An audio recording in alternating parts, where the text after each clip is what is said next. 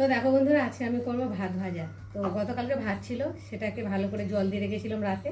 আর এখন ভালো করে চিপড়ে তুলে নিয়েছে, ভাত ভাজা করবো। আর এখানে তাওয়া বসিয়েছি, তাওয়াতে তেল দিয়েছি, তেলটা গরম হয়ে গেছে। এখন আমি ফোড়নে দিয়ে দেবো সর্ষে ফোড়ন।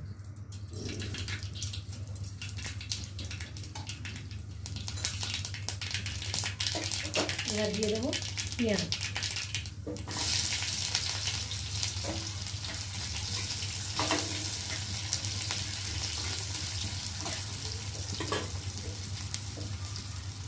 এবার দিয়ে দেবো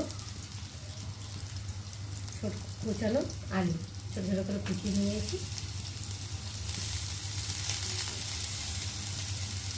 এবার দিয়ে দেবো কটা কাঁচা লঙ্কা, দিয়ে আলুটা ভালো করে একটু ভেজে নেব।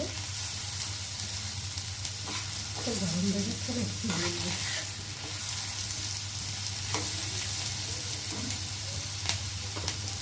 এবার দিয়ে দেবো পরিমাণ মতো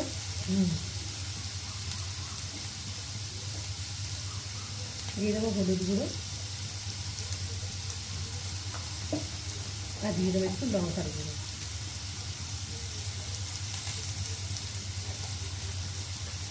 আর এবার দিয়ে দেবো একটা ছোটো কোচানো টমেটো।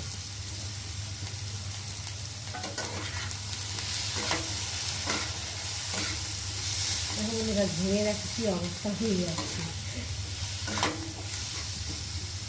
ভালো করে ভেজে নেব।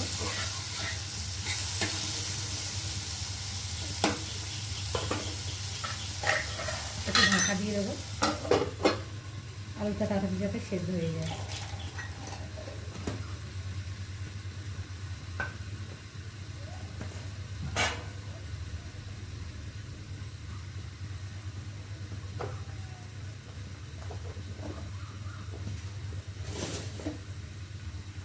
দিয়ে এবার ঢাকাটা একটু খুলে আবার নেড়ে দেবো।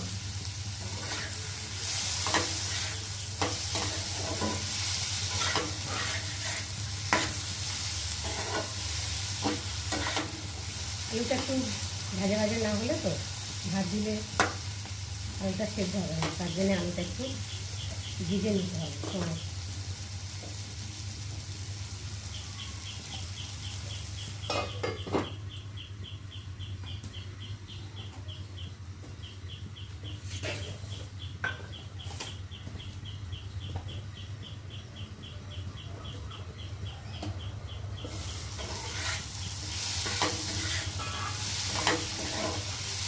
দেখো আলুটা বেশ ভাজা ভাজা একটা দারুণ একটা গন্ধ ছেড়েছে।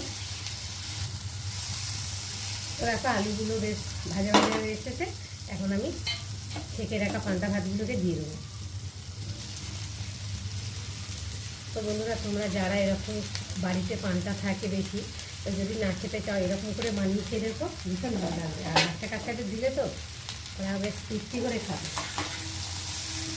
বড়রাও, বাচ্চা বড় সবার কাছেই প্রিয় ওই ভাত ভাজা। সবাই দেখবে একদম চেটে চুটে খাবে।